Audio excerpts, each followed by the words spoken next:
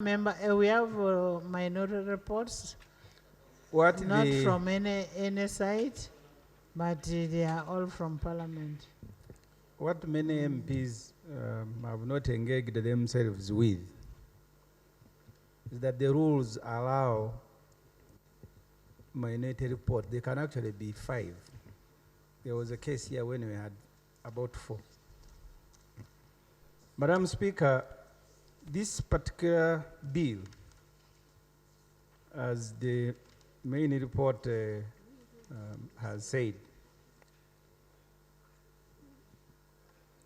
this particular bill is not as complicated. In fact, my understanding is that URI is only asking for presence when goods are being destroyed, as the chair. But let me, because this is a short report, let me read it, the parts that are important. This particular bill, Madam Speaker,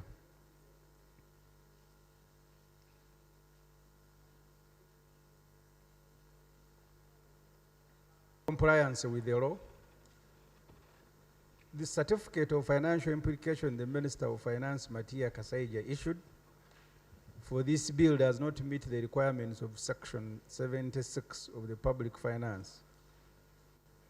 The certificate the Minister issued reads, revenue expected from revenue is expected from improved compliance, but cannot be quantified at the present.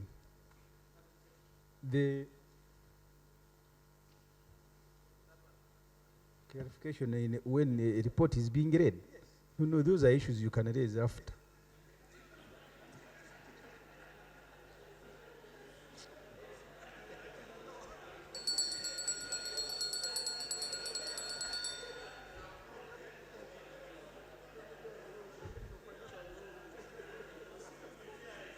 The minister, the certificate the minister issued reads, revenue is expected from Shadow Cabinet is doing a good job. From improved compliance. Let me first tell you, the Shadow Cabinet, when I was a vice chairperson of COSASE, met me and fired me when I was in the corridor and said, from today you are not a vice chairperson of COSASE. Yes. Madam Speaker, you have forgotten I actually wrote to the Speaker of Parliament removing you. So it was not in the corridor. No, you go ahead. You go ahead. Yeah. Madam Speaker and honorable members, the certificate issued by the minister does not meet the requirements of Section 76 of the Public Finance Management Act. The certificate he issued reads, revenue is expected from improved compliance, but cannot be quantified at the present. This statement by the Minister of Finance offends the section above, which require him to indicate the estimates of revenue and expenditure over a period of not less than 2 years after the coming into effect of the bill. The certificate must also indicate the impact of the bill on the economy. The law did not envisage a lazy minister who will present a bill to Parliament with no comprehensive study. Every legislation brought here seeks to cure a mischief. What mischief is the minister seeking to cure with no quantifiable benefit? Yet the same minister in his letter introducing the domestic revenue mobilization strategy for Uganda 2019-20, 2023-2024 committed to end arbitrariness. The minister said, in order to achieve our revenue potential, we will move away from ad hoc annual tax policy changes These piecemeal adjustments with little alignments to an overreaching strategy have created a high degree of unpredictability and uncertainty in our tax policy direction. The domestic revenue mobilization strategy will address this as well as ensure that our future tax policy embodies the principles of simplicity, fairness, citizen welfare, and sustainability. This is the commitment the minister made to the country in writing. This parliament must hold him to his commitment. We should hold him to his commitment. Maybe he is carrying out a study and he wants to use parliament as a respondent. This will be very unfortunate if that is his intention. Parliament should therefore not allow this minister to use it for this purpose. Madam Speaker, that is the minority on this exercise, on this tax procedure code amendment bill. Thank you very much. Thank you. The minority reports are raised under rules of procedure. Under Rule 205, it can be a member or members. So members, I want to tell you that the rules are also allow you to raise as many minority reports. But as you are many, if you become more than the main report, then you become the majority report. The other one becomes the minority what? Report, even if it has the chair as the one leading it. And Madam Chair, in this house, we have ever had the chairperson and his vice writing a minority report during the time of Honorable Stephen Tosobia on Temangalo case. So, Madam Speaker, but we had a minority report of Honorable August Lee, as a chair, which took the day. Which took the day. Madam Chair, I'm raising, the one I'm raising is on section 40D, which the chairman has talked about, waiver of interest on payment of principal tax. Madam Speaker, we know that there are so many challenges with the implementation of Schedule 40D of the Principal Act, which provides for a waiver of interest and a penalty. In practice, URS system currently applies Section 40D together with Section 38, which essentially compounds the outstanding principal as inclusive of any interest and a penalty outstanding. They therefore note that the proposed amendment should be introduced along to clear and practical implementation guidelines, indicating that the payments should be applied first to principal tax until it's exhausted. Then the balance can be applied to interest and a penalty, then and to be applied on interest concurrently with the principal. Madam Speaker, this always penalizes compliant taxpayers at the time of waiving interest and a penalty. So, Madam Speaker, our recommendation is that Section 42 of the Act is amended with a clear provision that for avoidance of doubt, avoidance of any doubt, and the payment tax should be applied to outstanding principal first until it's exhausted before interest is paid or waived. Madam Speaker, it is a simple demonstration. There are two taxpayers. What is the difference? Honorable members, there is a new clause that the committee is introducing. And the new clause is saying, that is under 40D, that waiver of interest and penalty on payment of the principal tax. And under the Principal Act, it says, any interest and penalty outstanding as at 30th June 2023 shall be waived where the taxpayer pays the principal tax by 31st December 2023. That is what is in the Principal Act. However, the committee is bringing an amendment, and the committee is saying they want to amend Section 40D of the Principal Act.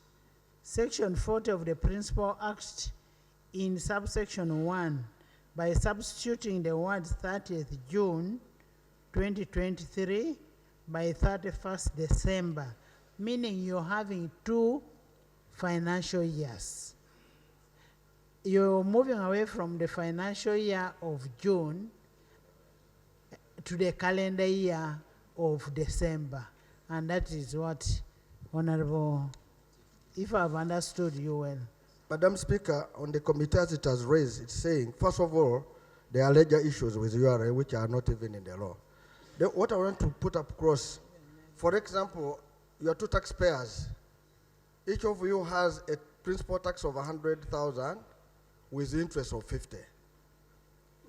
When you go and pay your money, what URA does, it will apportion the money against partly to the principal and then some to the interest.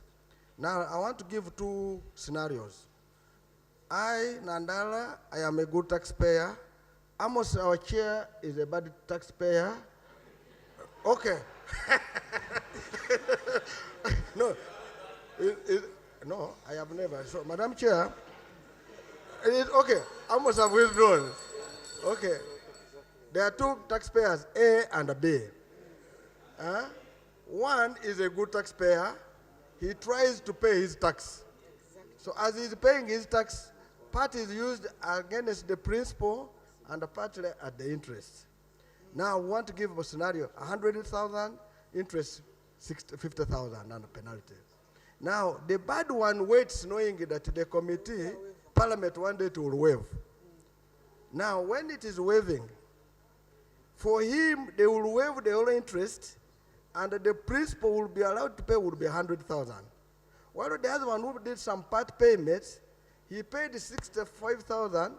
Just 1 minute. Don't worry. You are just a LDU. Listen.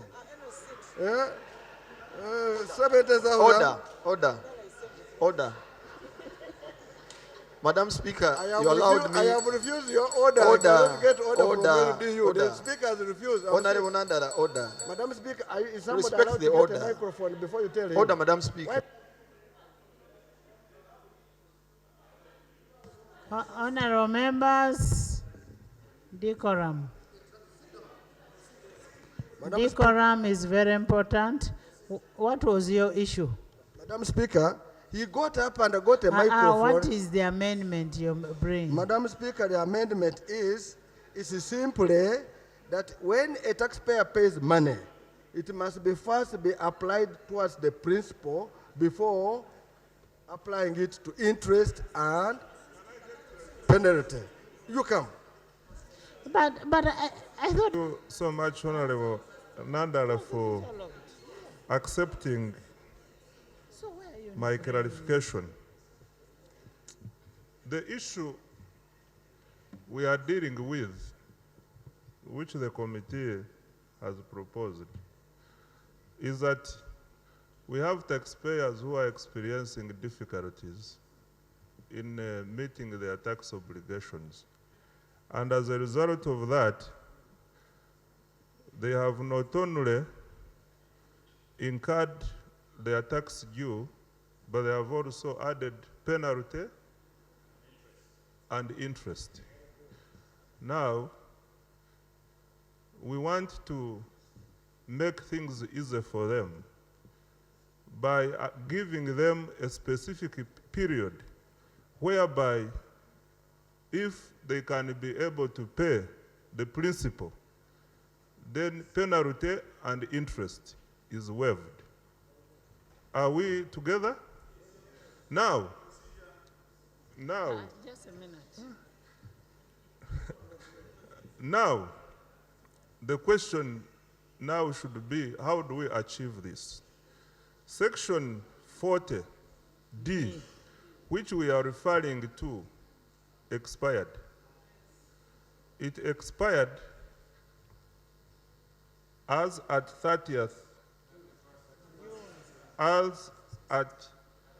31st December. of December 2023. Okay. Meaning we cannot amend it. We have to now bring a new insertion. Are we together? So can we start from there? Now bring your argument from there. Madam Speaker, the argument I'm bringing, It is for benefit for Madam. Yes. Yes. Yeah. I'm raising on the point of procedure. A few minutes ago, as you consulted your staff, Honorable Nandara Mafavi referred the honorable member as an LDU. Remember, a few minutes ago, we had to correct the record when a comment was made. So he was on record. The microphone was on. Are we proceeding well when Honorable Mafavi referred the honorable member as an LDU?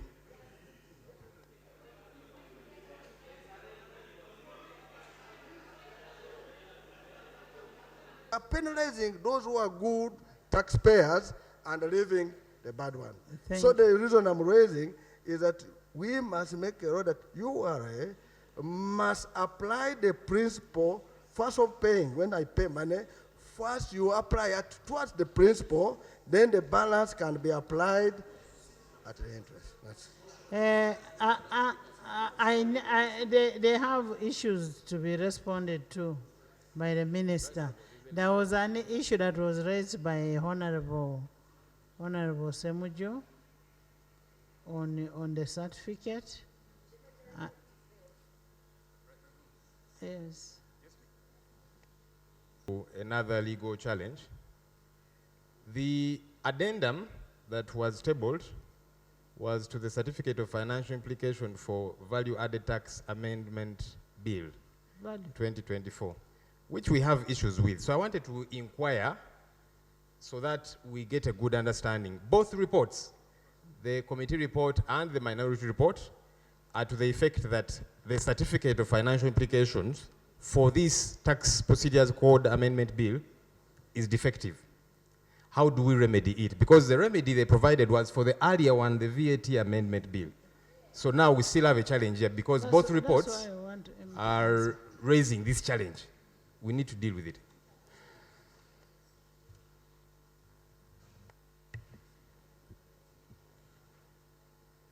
Madam Speaker,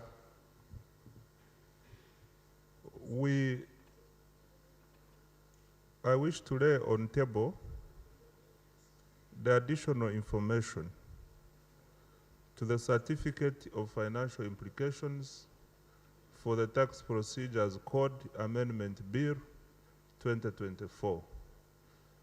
Madam Speaker, I beg to lay. Can you read for me the additional information? Read for me the whole information. Madam Speaker, the information we provide here is that the bill is expected to achieve the following: one, to improve compliance and ease tax administration, raise revenue and attract investment. Two, since this is an amendment to the existing tax provision, there is no expenditure plan specifically different from the overall allocation of the URA budget for this financial year and next financial year. On the funding and budgetary implications, the costs of implementation will be fully accommodated within the medium-term expenditure framework and within the ceilings of URA. We also state the economic impact of the bill to the economy, and we also state that we cannot now quantify the revenue estimates at present because we don't know how much property will catch fire in this financial year. Yes, thank you so much. Yes, there's a procedure. There's a procedure. Thank you very much, Right Honourable Speaker. Procedure comes first. Right Honourable Speaker, I think on Friday we left for the same reasons. Then going forward, wouldn't it be proceed better if the minister begins by laying that information for every bill that we are going to handle. Because it looks like he has to be reminded that we left for this purpose, and it has to be the law to come back to say, hey, we meant business over this. Can we have the minister, Right Honorable, for every bill begins by laying that additional information if True, that's the process? true. Thank you. I had actually told the minister breakfast. Motion. Thank you, Right Honorable Speaker. Right Honorable I'm on the floor. Thank you. They have not given it. They have not given. Madam Speaker, we have discussed this matter, and some of these arguments can actually be amended during the committee stage, as you have clearly guided. I would like to move that we move to the committee stage so that we can process this bill on this issue. Thank you. Honorable members, when a motion comes in, the motion takes precedence. Not so. Silo, not so. Is that seconded? Seconded by Professor Silo, Martin. So when you're standing, I will think,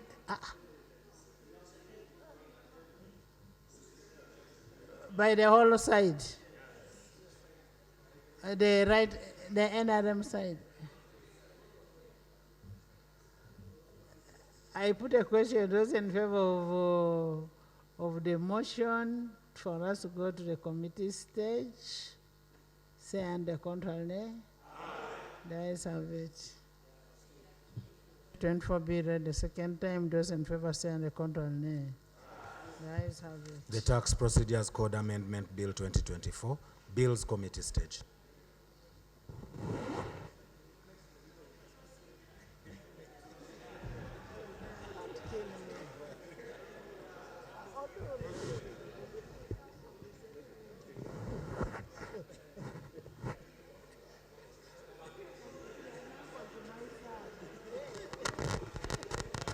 Stands part of the bill, those in favor say under control, nay? The ayes have it. Clause 2. I put a question that clause 2 stands part of the bill, those in favor say under control, nay? The ayes have it. New clause. After clause 2, the following, that we amend section 40D of the Principal Act, adding D, and be amended as follows. In A, subsection 1, by substituting the words at 30th June 2023, by 31st December 2023, and the words be substituted by substituting the words 30th June 2023, and by 31st June 2023, the words 30th June 2024 by 31st June 2024. And justification is to increase the period within which the Commissioner may waive the payment of interest and penalty where a taxpayer voluntarily pays the principal. I beg to submit. Yes. Thank you, Madam Chair. Madam Chair, I beg to improve the Chair's proposal as follows. First of all, as I said earlier, Section 40D expired, and therefore we cannot amend an expired section of the law. Yes. So, and in this regard, I would like to propose that an insertion of a new clause to read as follows. Section 40E A, sub clause A.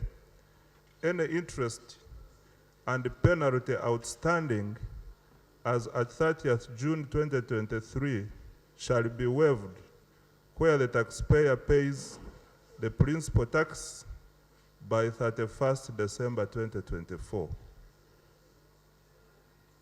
Section 40E(b) to take care of Honorable Mafavi's concern, where the taxpayer pays part of the principal tax outstanding as at 30th June 2023 by 31st December 2024, the payment of interest and penalty shall be waived on a pro rata basis. I beg to. Honorable Nathan. I want to thank the minister with the improvement, but what I wanted to state is that that's a good one, but what I'm saying that any taxpayer who pays any money should be applied first towards the principal. Yes. Then the outstanding is the one, because we want to avoid apportionment. I want the minister to agree with me that any taxpayer who makes any payment shall be applied first towards the principal tax.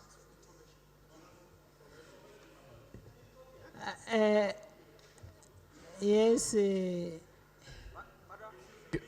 Thank you very much, Right Honorable Speaker. I think the information I want to give is when you look at the Tax Procedures Code Act, Section 38, it states the order of payments where a taxpayer is liable to a tax and interest. They have set the order through which URA should be following.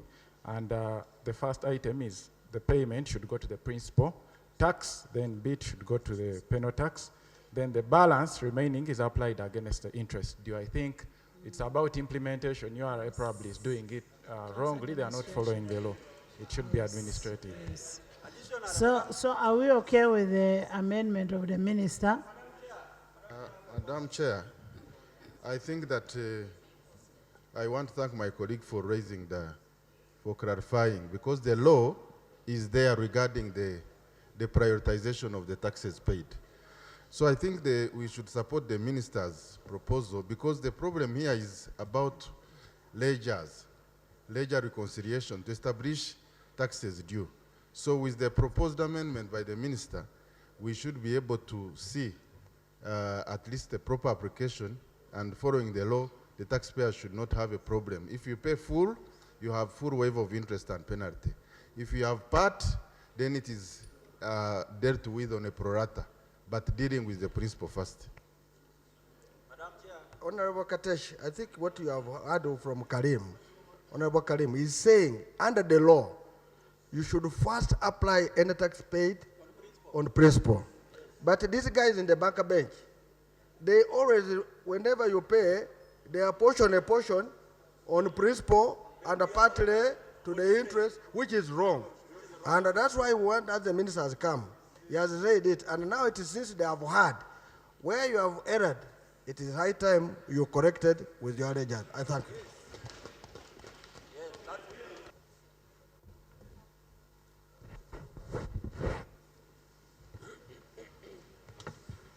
Report of the Committee of the Whole House. Honorable Minister. Thank you, Right Honorable Speaker. I beg to report that the Committee of the Whole House has considered the bill entitled the Tax Procedures Code Amendment Bill 2024 and passed it with amendments. Motion for adoption of the report of the Committee of the Whole House. Honorable Minister. Madam Speaker, I beg to move a motion that the report from the Committee of the Whole House be adopted. I put a question that the report of the Committee of the Whole House be adopted by this House. Those in favor say and the contrary nay. Aye. The ayes have it. Bill's third reading, the Tax Procedures Code Amendment Bill 2024. Minister. Madam Speaker, I beg to move that the bill entitled the Tax Procedures Code Amendment Bill 2024 be read for the third time and do pass. I put a question that the tax procedure amendment, Tax Procedures Code Amendment Bill 2024 be read a third time and do pass. Those in favor say and the contrary nay. The ayes have it. A bill for an act titled the Tax Procedures Code Amendment Act 2024. Title settled and the bill passed. We need a cake.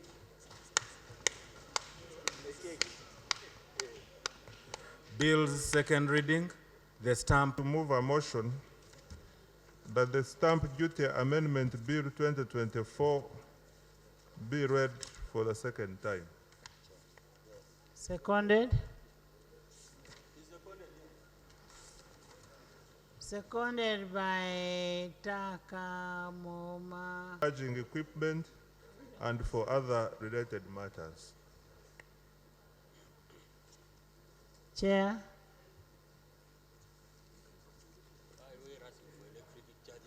Have you the certificate? The certificate was laid and then the additional information.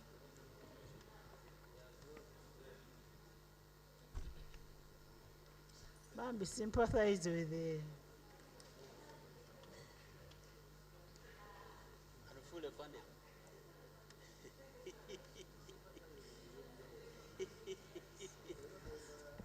Honorable Namuga is a very good friend to Honorable Musasi. Yeah.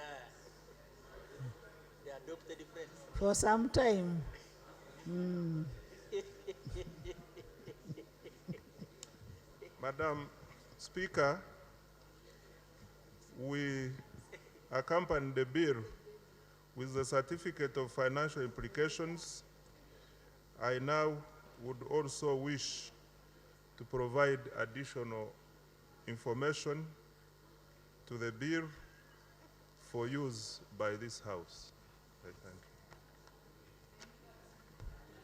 thank you. Thank you.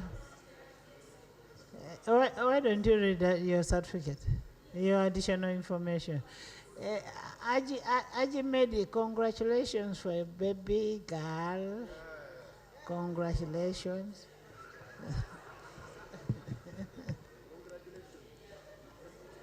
Achieved as a result of implementation of this bill, and I would like to present them as follows.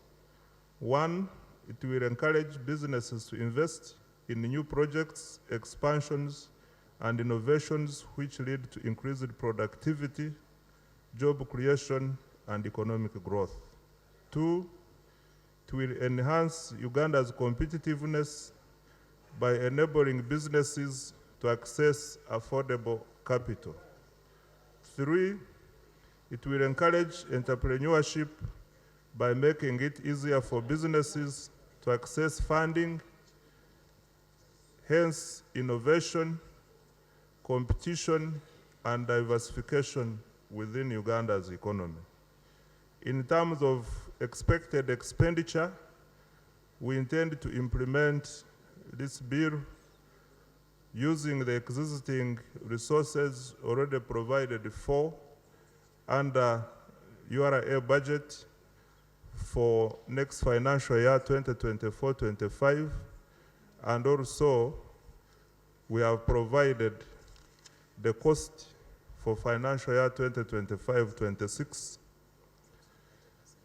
We have provided the impact of the bill on the economy, and Madam Chair, for emphasis, we also state that the revenues generated from this bill will depend on how much capital we attract from venture capital and private equity, and therefore at this time it is very difficult to state reliably how much revenue this bill will generate. Especially that some clauses will be rejected. Yes. Right, Honorable Speaker, what I have here similar to what the minister has read, the addendum, as he's calling it. The one for tax procedures code, let me read this verbatim. Estimates of revenue. Revenue is expected from improved compliance but cannot be quantified at present. In that very one he has read, he's also saying it cannot be quantified at present. You see, the law again is clear. Section 76 of the PFMA, which also gets to come through our rules, 118.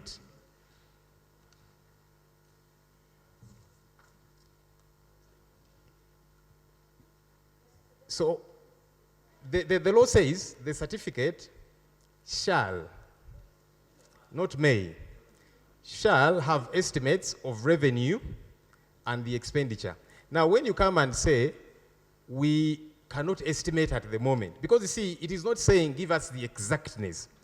It is saying shall contain an estimate. Now, even in your correction, because we told you go and do corrections, the corrections you have done need corrections.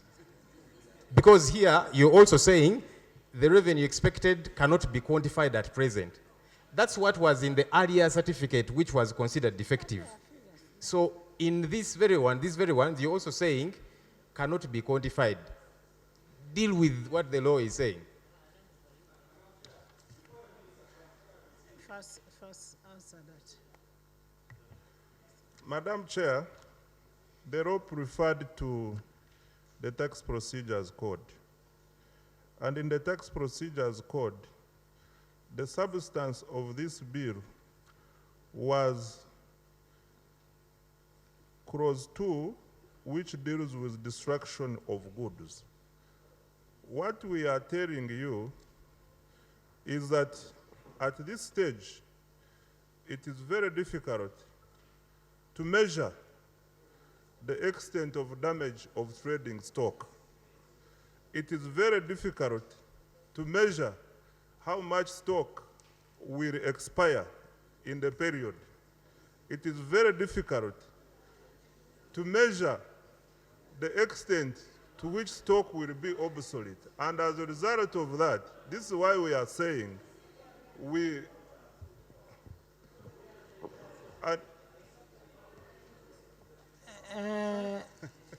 is an order from... Right Honorable Speaker, and my colleague Musasi knows that I'm a former Minister for Science, Innovation and Communications Technology. Right Honorable Speaker, I do respect the Honorable Minister for Finance, but with due respect, Honorable Musasi, you are taking this House for granted. We are talking about a certificate of financial implication. Leave aside this on the penal code, but come to the stamp duty. And the other one you first submitted on Friday. There is nothing like financials. You are speaking a lot of history. You are doing a lot of wording without anything like a computation. Right, Honorable Speaker, with your indulgence, can the Minister for Finance be given time to get back to his office and use his technical team to bring a certificate of financial implication? Right, Honorable Speaker, this 11th Parliament cannot be taken for granted. So the point of order I'm raising, are you in order to come and mislead the House by reading history instead of bringing figures on this floor?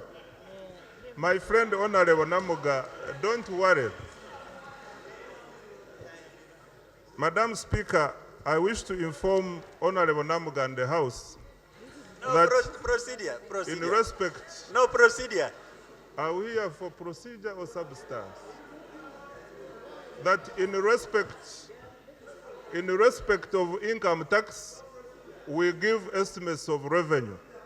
In respect of excise duty, we give estimates of revenue.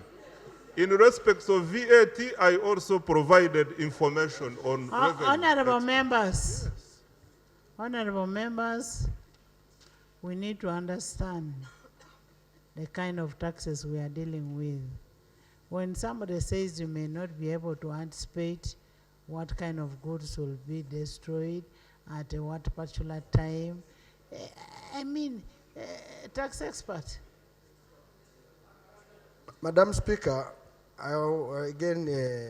these tax laws we make are sometimes helping the administration of URA to do tax collection. And the minister is right to say, as we improve the systems, you reduce on maybe the cost of collecting those taxes, but you may not come up really to quantify what is happening. For example, we are right now, URA has a stock of how much money they are demanding from taxpayers, which includes both principal and interest, already taken care of in the last law bill. So they're saying now, it's already on our books as debtors, now because we're government. Now when you improve, you will be reducing on debtors paying so that you have a cash flow. I think, Madam Speaker, I don't want us really to recruit. Honorable members, Madam Speaker, I know each of us has a specialty. We all have specialty. You get it, eh? We all have a specialty. When you get from somebody who has, let's learn from each other. We are not saying we know everything. Let's learn from each other and say, okay, if I don't know anything about stamp duty, if I don't know anything about VAT, let me be able to understand from a person who has knowledge on it. Eh? Now, I have not picked, listen to me. I first picked a member of NRM. I have picked a person from opposition. And I have picked a person from opposition whom I know worked in URA under that section for how many years? Over 20 years. And I'm asking, okay, now let me hear from Katesh. Katesh, by the way, was a commissioner.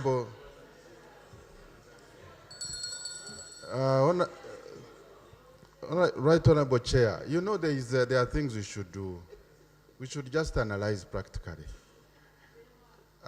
On this particular one, we may have chosen the Minister of not being adequate on others, but let's look at this particular clause. It is more futuristic.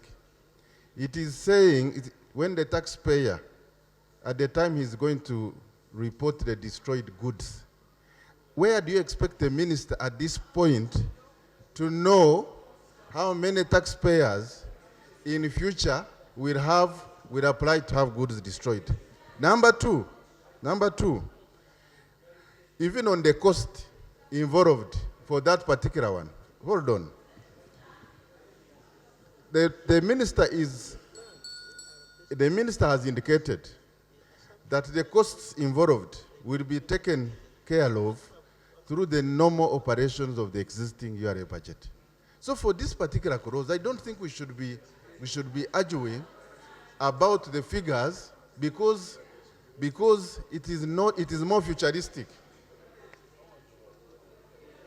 Madam Speaker, I think we need to understand why the law was made the way it was. The fact that the minister wants the law changed, the lawyers say there must be a mischief that you are seeking to cure.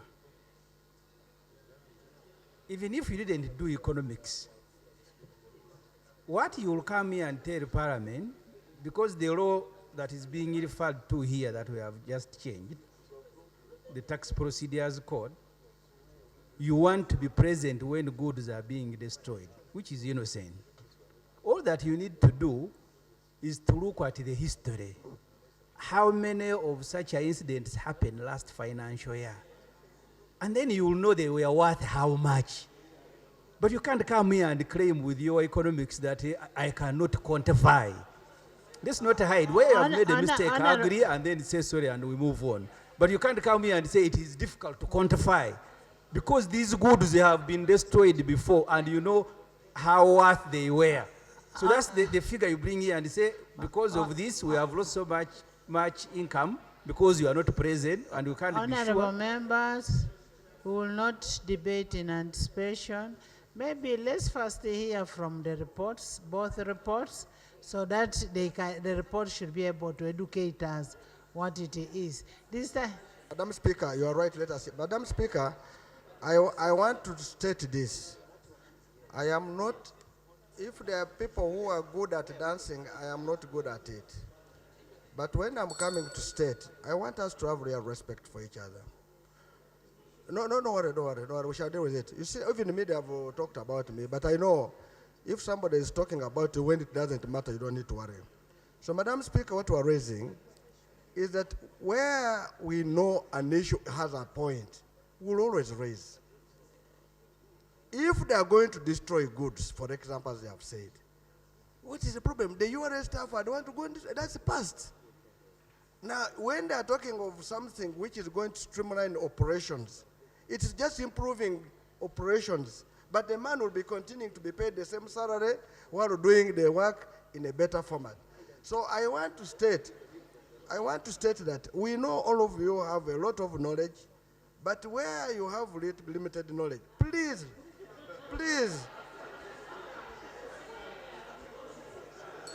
Honorable members, yes, Mehdi. I know it was just humorous from the Honorable Nganda. Isaac. My colleague, comrade, Honorable Isaac. All right, Honorable Isaac, Speaker. I will ask you to say sorry for making noise. All right, Honorable Speaker, I think we should put more emphasis and focus on the Stamp Duty Act amendment. And that's where we are going. The other one is more futuristic, definitely. And coming up with an estimate is therefore to give people projection of what they intend to achieve so that we can explain. But I was waiting for the minister, mainly from the stamp duty one. I know it's promotion in form of businesses, trying to protect businesses through angel investors, etc., and venture capitalists.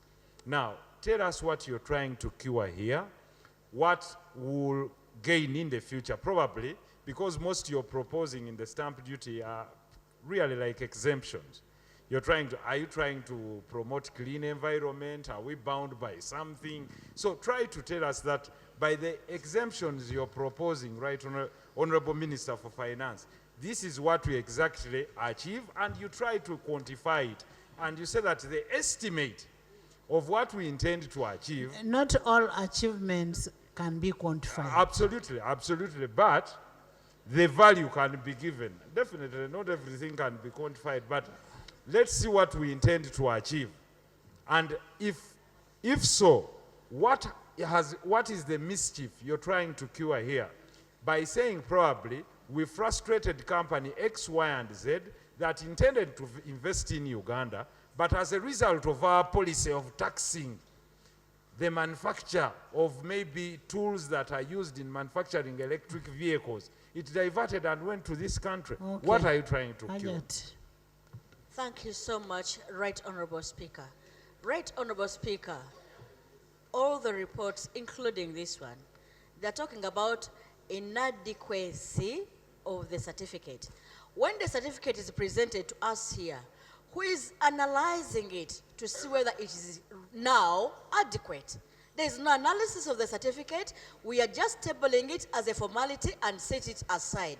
So for me, my procedural issue I wanted to raise, whether actually have anyone that is analyzing the certificate which had been deemed to be inadequate. That's one. Number two, a minister that is privileged to have economists that can project for years, even 10 years. We even have the NRM 40 years of vision. How can such a minister come to the floor of parliament and tell us that he cannot project revenue that will be earned in a year? That's an insult to this parliament. Right Honorable Speaker, we're in the budgeting process. This budget is being informed by projections.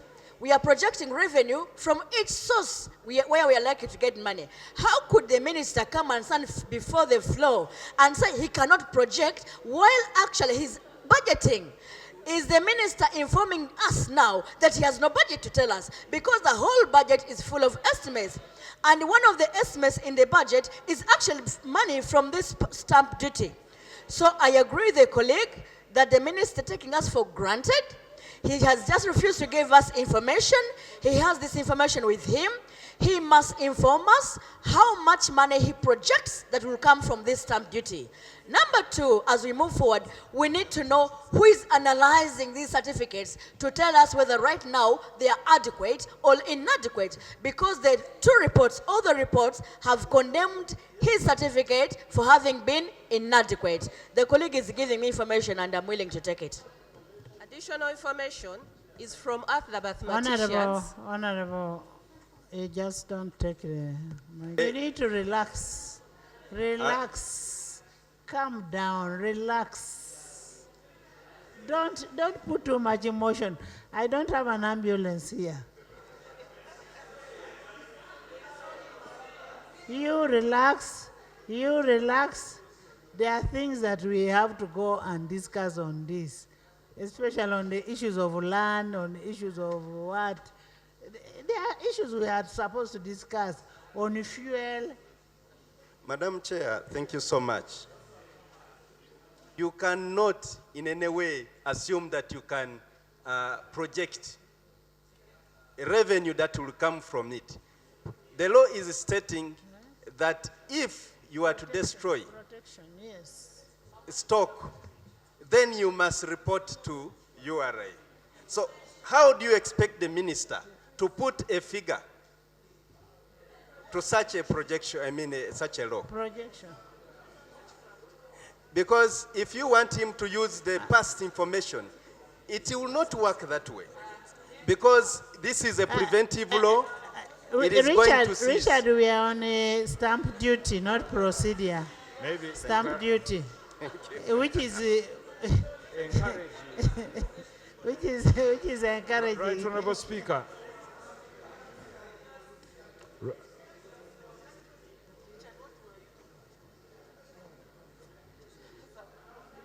It not generate revenue for us directly as a country because actually they're exempting, they're exemptions. But probably the minister would have justified to us the benefit we'll get probably from electric vehicles, the cost-benefit analysis. We might forego a tax because we're exempting to promote manufacturing and all that. So that is the justification that the minister could give us, and we proceed. The chair proceeds with the report.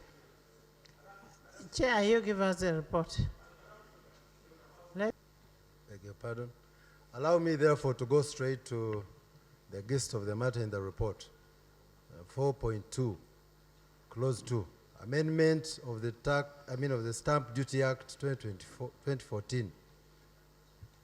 Right Honorable Speaker and colleagues, clause 2 proposes to amend Schedule 2 of the Act, which provides for stamp duty for different instruments chargeable with duty as follows. A, to exclude shares acquired by investors in a private equity or venture capital fund regulated under the Capital Markets Authority Act, Cap 84. B, to provide a nil tax on nominal share capital or any increase of share acquired by an investor in a private equity or venture capital fund regulated under Capital Markets Authority Act, Cap 84. To require that the strategic investment project ensures that at least 70% of its employees are citizens earning an aggregate wage of at least 70% of the total wage bill. And D, to require that the strategic investment project utilizes at least 70% of the locally produced raw materials subject to availability, and E, to expand provision of specialized medical facilities to any qualifying health facility without them being at a level of a national referral hospital. F, to provide a nil tax to a manufacturer of an electric vehicle, electric battery, or electric vehicle charging equipment, or fabricator of the frame and body of an electric vehicle who meets the following requirements. I, 1, a minimum investment capital of $10 million in case of a foreigner, or $300,000 in a case of a citizen, or $150,000 in the case of a citizen who invests up country. And 2, capacity to use at least 70% of the locally produced raw materials subject to availability. And 3, employs at least 70% of its employees being citizens earning an aggregate wage of at least 70% of the total wage bill. And 4, provides for substitution of 30% of the value of imported products such as debentures, whether a mortgage debenture or not, being of marketable security of a total value. Further charge, any instrument imposing a further charge on a mortgage property of a total value, lease of land of a total value, increase of share capital and transfer of land. And G, to provide a nil tax on shares or other securities to or by an investor in a private equity or venture capital fund regulated under the Capital Markets Authority Act, Cap 84. The committee observed that the objective of this proposal is to promote investment by private equity and venture capital investors, which are regulated by Capital Markets Authority, into early stage and high risk enterprises with the potential of growth in Uganda. The committee further observed that the objective of the proposal is to align the qualifying criteria for strategic investment incentives under the Stamp Duty Act with that in other acts, including the Value Added Tax Act and the Income Tax Act. Further, the committee observed that the proposed exemption of specialized hospitals is for a period of 10 years. This is in line with other exemptions that have been given for other facilities. Right Honorable Speaker and Honorable colleagues, additionally, the committee have noted that the bill expands the scope of the manufacturers who qualify for nil stamp duty and includes manufacturers of electric vehicles, electric batteries, or electric vehicle charging equipment, or fabricators of the frame and body of the electric vehicles. This is intended, therefore, to promote investment in an environment-friendly transport system in Uganda. And therefore, the committee recommends that the bill be passed subject to the proposed amendments. I hereby submit.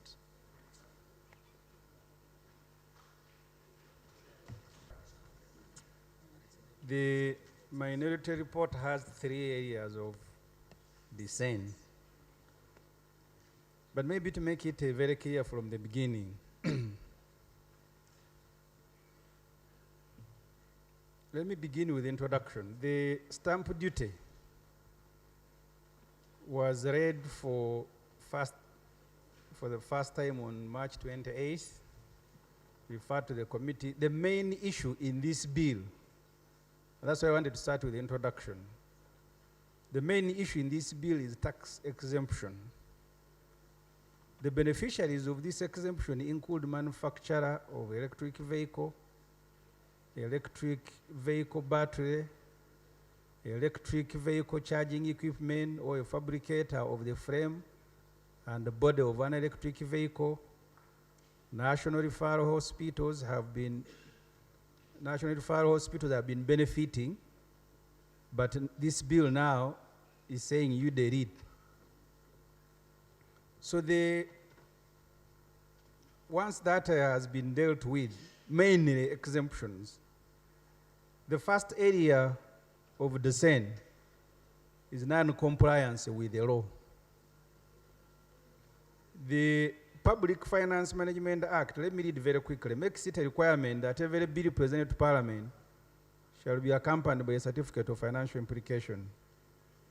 This certificate under Section 76 of the Act state the certificate shall indicate the estimates of revenue and expenditure over a period of not less than 2 years and after the coming into effect of the bill when passed. The certificate shall indicate the impact of the bill on the economy. This in simple terms means total amount to be spent on implementation of the law and expected revenue. In this case, the amount foregone when we exempt unintended benefits. Certificate of financial implication that the Honorable Matia Kasaija issued on March 27th, before the bill was presented, one day, does not meet this requirement. It reads, since this is an amendment to existing tax provision, there is no expenditure plan specifically different from the overall allocation of 619.9 billion and 534 billion for Uganda Revenue Authority for these years. And as I noted in earlier, all the 5 certificate of financial implication the minister issued for the bills bear the same statement. When it came to amendment, the Honorable Matia Kasaija stated, revenue is expected from improved compliance but cannot be quantified. We are dealing with this one now. We thank the minister for being honest and kindly advise him to withdraw this particular bill. Minister, please quantify the benefits as ordered by the law and return to Parliament when you are ready. The Domestic Revenue Mobilization Strategy Annual Monitoring Plan for Financial Year 2020-2023 observed that the majority of the tax law amendments are not informed by tax-related analytical briefs. This is what this certificate confirms. Yet the same minister, in his letter introducing the Domestic Revenue Mobilization Strategy, committed to end this sort of arbitrariness. He said, in order to achieve our revenue potential, we will move away from ad hoc annual tax policy changes. These piecemeal adjustments with little adjustment, with little alignment to an overreaching strategy have created a high degree of unpredictability and uncertainty in our tax policy direction. The revenue mobilization strategy will address this as well as ensure that our future tax policy embodies the principles of simplicity, fairness, citizen welfare, and sustainability. This is the commitment the minister made to the country in writing. This Parliament must hold him to his commitment. The certificate doesn't show the overall impact of the new tax proposals on the economy. Moreover, Parliament recommends that in addition, every bill should be accompanied by a standalone evaluation or regulatory impact assessment. Number 4, there is no comprehensive taxation policy in Uganda. Right Honorable Speaker and Honorable Members, on May 5th, 2022, these concerns were raised. I don't have to go through this again by 2 MPs who presented a motion here. Those MPs are the Honorable Javira Ssemujju MP Buyamba and the Honorable Dickson Kateshumba, former Commissioner Domestic Tax. They actually won customs, sorry. If you go to, let me go to where the Honorable Kateshumba, where I'm quoting Honorable Kateshumba. During the debate, the Honorable Kateshumba Dickson, former Commissioner, said, we need to base our tax decisions on a structured policy rather than relying on ad hoc negotiations. This approach will enable us to uphold the principles we aim for and foster investment within our country. That's what this tax expert warned this Parliament. I don't have to repeat what the Honorable Asman Wasariro said. So, Right Honorable Speaker, in the absence of such a comprehensive taxation policy, the hands of this Parliament are tied. Solution is to ask government to withdraw the bills and return when they are ready. I don't know how long you will want to babysit. I did say that the Honorable Musasizi and his senior, the Honorable Matia Kasaija, 2 adults who are not following the law. I now go to the last part of the minority, which is the tax exemption. And I want to invite Parliament to be very careful. The only study this Parliament can rely on to exempt taxes again is the report of the Auditor General for the financial year closing June 2023. The Auditor General reports on page 178 of his report as follows. Although the tax incentives and exemptions are expected to free up the capital so as to enable those companies to employ more staff, a total of 22 companies out of 36 that obtained the incentives were performing below 50% threshold and thus had not fully achieved the desired employment levels, 22 out of 36. The Auditor General, I am quoting, noted that over the period under review, taxes waived by government amounted to 1.4 trillion. These comprised 1.2 trillion waived under the Gazette by Parliament, direct waivers by the Minister totaling to 118 billion, as well as tax exemptions as per the Income Tax Act under Section 21, granted by the Commissioner General of 5.5 billion. The Auditor General is therefore advising Parliament to stop tax exemptions because they are not serving the purpose. You may not listen to the opposition, but at least listen to the Auditor General. So this is what, because this whole proposal is about tax exemptions and a list of beneficiaries. And the Auditor General, just for emphasis, has said we forego 1.4 trillion in tax exemptions. At the beginning of this whole exercise, Madam Speaker, if you allow me now to speak for 1 minute as a shadow minister, we are being stampeded. You are undermining the budget because this is where money is going to be raised. These whole taxes combined, all of them that we are processing now, they are going to raise an additional shilling, just about 300 billion. But you are exempting to the tune of 1.4 trillion. And then you come here and Parliament is wasting its time to look for 300 billion, yet you're exempting 1.4. I therefore want to invite Parliament for this particular one to reject all of it. If not for the problem of the certificate of financial implication, at least, as I said, listen to the Auditor General. You may not listen to us. He's warning you that people you are exempting from taxes are not giving you benefits. And then the government comes here trafficking another law to say, we now exempt more. Thank you very much, Madam Speaker and honorable members. Thank you, Silo. Somebody who is building a house without a house plan. And it becomes difficult at the end because that house can easily what? Collapse. I saw it in the tennis parliament when we were debating the issue of OTT. And we told the government this thing cannot succeed. Some people paraded the ideas and they insisted and they said we shall succeed. Where did it reach? It collapsed before it reached even Ginger. And that is it. So today we are talking about a very serious matter. For me, I'm not opposed to all the proposals. Some of them are beautiful. For instance, if you are talking about exempting taxes on transfer of shares, I thought that was a beautiful one. Yes. So not everything should be dumped. But I think the minister should be given time to go back, refine, come back, so that we pass what is proper. For me, that's what I think. That is my own opinion. Number two, right honorable Speaker. Like the minority... You've been away, and I want to welcome you back from he has been from Serbia. He has just come back, and I want to welcome you back. Rose. Thank you so much, Right Honorable Speaker. Give us facts other than gambling. We're not here going to continue with this kind of thing. Thank you. The other one is tax administration. Please. Yeah, Right Honorable Speaker and colleagues, I hear the concerns of colleagues, especially when you say the history, we've had challenges of incentives being given and they are not followed up to get the benefits. True, this is a concern we should put to the administrators of the tax. What we are proposing here is to create an environment that will enable investment.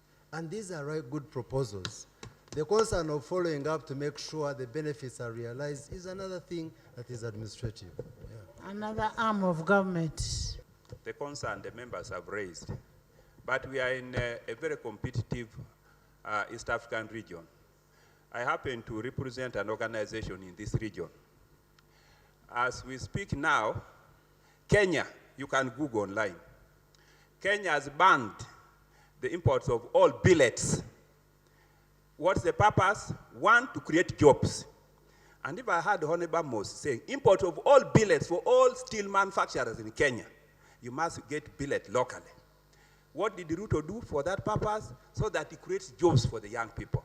I have heard Honorable was proposing that 70% must be citizens. My problem, and I want to request Madam Speaker and Honorable Minister, we have some foreigners who come here with all the due respect. Our girls are very beautiful. They marry, our girls become citizens. Can we improve that section? Because, Madam Speaker, this is very serious. We have people who come here under our law.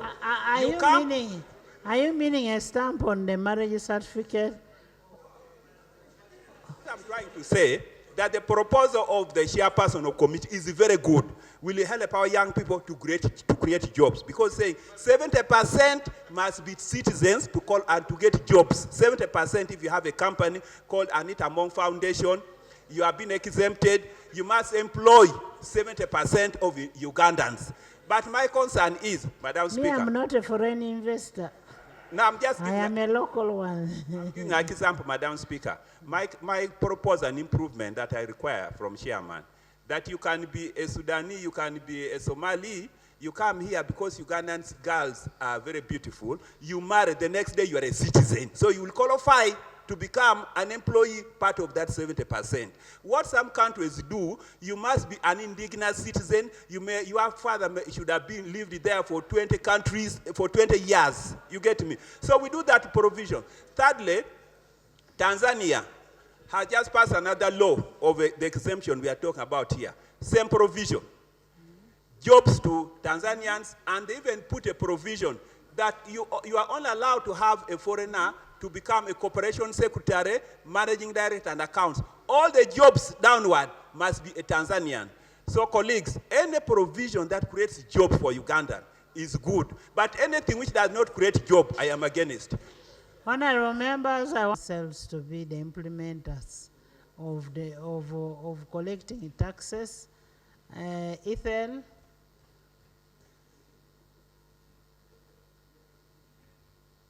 Thank you so much, Right Honorable Speaker.